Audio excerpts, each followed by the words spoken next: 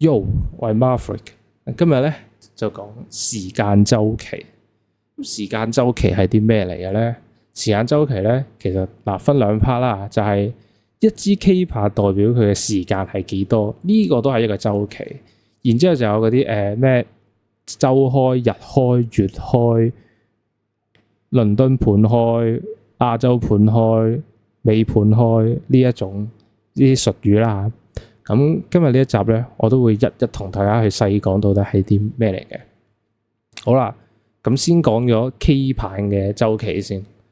咁點解要特登講呢樣嘢咧？就係因為好多新手啊，都以為交易咧就要1分鐘就要睇用1分鐘嚟交易。但其實我哋啲 day trade 就算 day trade 都好咧，基本上咧我真係要入場咧，大部分時間都要用5分鐘嘅，會有例外時間用1分鐘嘅。有啲時候要捉一啲好微細嘅結構啊，例如極限接針位啊，1分鐘係有必要用到嘅。但係大部分嘅情況下咧，基本上都唔使特別要去用好，即係咁瘋狂咁用嘅。咁通常咧作為一個新手咧，就建議睇5分鐘、15分鐘、1個鐘、4個鐘同埋日 K 就夠啦。睇呢5樣嘢。5分鐘就係俾你基本上就係平時呢個日內你作為一個 day trade 你就會要觀察到嘅嘢，呢5分鐘就觀察到噶啦。15分鐘就係有啲時候比較走得個量走得比較少嘅時候啦，咁你就可以透過呢一個15分鐘去增強佢，因為呢支15分鐘就包含咗3個5分鐘喺入邊。咁當佢打出嚟嘅嗰啲所謂嘅結構咧，就會更加有力。例如呢啲啦，我呢啲框係用4個鐘頭畫出嚟嘅，遲啲就會教你呢啲支撐下力係咩嚟㗎啦。咁基本上打到你就會見到有反應。咁呢啲就可以作為你一個入場嘅理據。咁就大概咁樣，你理解成咁樣啦。因為呢個係結構嚟嘅，結構再加支撐下力咧，咁你就可以開到呢一單㗎啦。即係唔係bullshit，但係其實交易就係咁簡單，只係你好咁每一日就係喺度不停咁做同一樣嘢，交易本身就係一樣好交叉門嘅嘢嚟嘅，就係自律。望到佢有啲咩就應該要做啲咩，因為每一日嘅答案都唔同嘅，你係冇天書嘅，你只可以根據你嘅判斷，根據你一見到嘅嘢，你學到嘅嘢就去做你應該要做嘅嘢，錯咗先至去復盤，冇事就賺錢咁就得㗎啦。你明點解你自己賺錢咁就 OK 㗎啦。好，翻嚟，基本上就睇5分鐘啦，同埋1個鐘、4個鐘。不過1個鐘我都少睇啲，4個鐘就比較再捉得可以更加細。例如加上而家我哋用緊嘅 POC 啦，加上用4個鐘嘅呢一個時間週期去睇咧，你會見到呢啲框咧，我基本上就係咁樣捉出嚟㗎啦。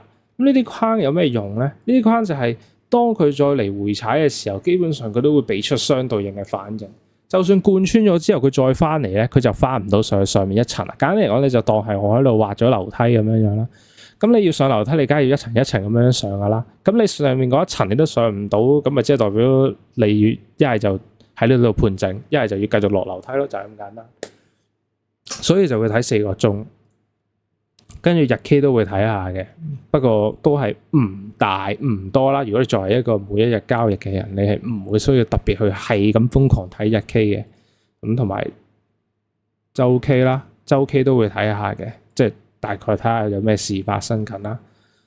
例如我呢度捉成個區域嘅，我就用週 K 嚟畫，因為方便啲啊。咁反正要嘅 information 咧，基本上5分鐘、4個鐘、日 K 15分鐘應該都夠用㗎啦。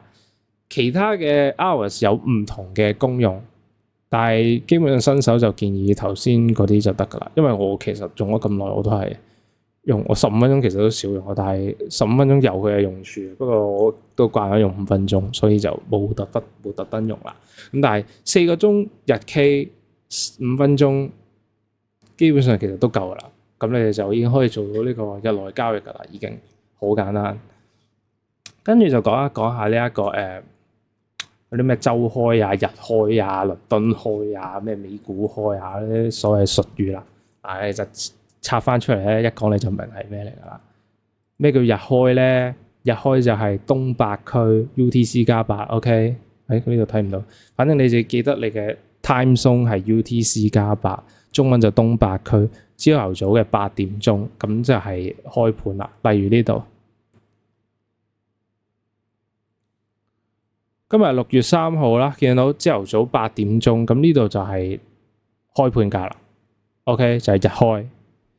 然之後咧，基本上咧 K 棒咧就會4小時劃為一支嘅，一日咧就有6支4小時嘅。咁基本上就係8點、12點、4點、8點、12點、夜晚12點，跟住凌晨4點6支。咁就通常就咁樣分呢個4小時開盤價嘅。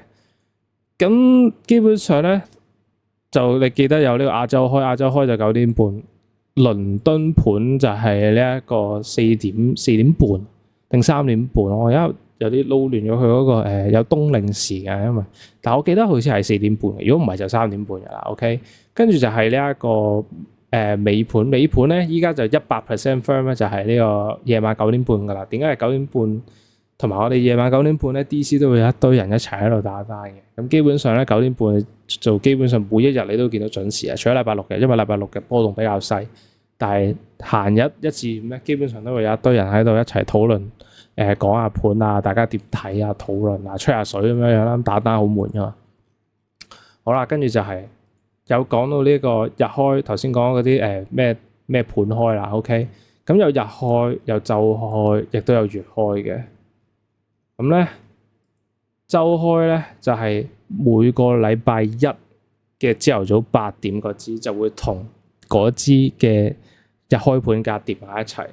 例如呢個6月1號，咁啱呢個咧就連埋月開都係啦，因為6月嘅第一日6月1號咁啱係星期一，咁所以咧所以呢個6月1號咧就係又係月開又係週開。都係日開呢一日嘅日開 ，OK， 咁基本上呢個就係個概念啦。咁就冇乜特別嘅，咁就大概得個知字啦。起碼你要知道我哋平時講嗰啲咩，我睇咩？如果又話睇日開，有啲話睇，喂，你呢個4小時會有機會又會吞沒喎，咁就會呢個4小時，咁你就知道而家係例如而家係3點，咁你就要知道講緊呢個4小時就係12點鐘嘅開盤價啦。OK， 咁就係咁簡單。好啦，咁下一集咧，我哋就會講下呢個支撐同壓力啊，亦都係可以俾你開始講啲俾啲真實啲、有用啲嘅料俾你哋啦。開始唔再喺度介紹盤面啦。呢啲框到底點樣畫出嚟嘅咧？點解會有用咧？點解打到之後佢再翻嚟？你信我翻到嚟咧，一定會有壓力嘅，一定係唔會即刻就過去嘅。如果過到去咧，就會回踩，跟住就繼續向上走噶啦。咁點解會畫到呢啲嘢咧？下一集就會同大家講下乜嘢叫支撐同壓力啦。好，我係 Maverick，咁下條片再見，拜拜。